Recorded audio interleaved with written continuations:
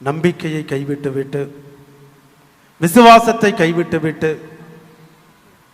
வாழ்க்கையை வெறுத்து போய் எல்லாம் முடிந்து விட்டது, இனிமேல் வாழ்வதற்கென்று எதுவுமே இல்லை, நான் சாவதே மேல் என்று மனம் கசந்து வாழ்க்கையை வெறுத்து போகின்ற ஒரு சூழ்நிலைக்கு அண்ணா தள்ளப்படுகின்றார்.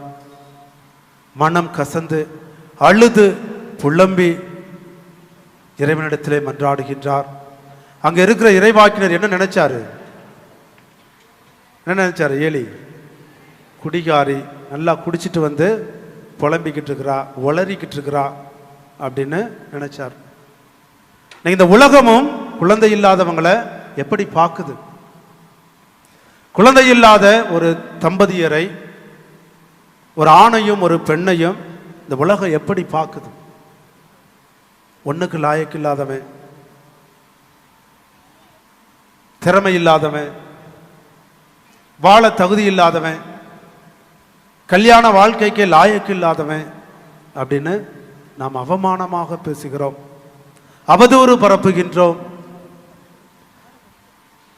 இழி பேச்சுக்களை கற்களை போல அவர்கள் மீது வீசுகின்றோம்.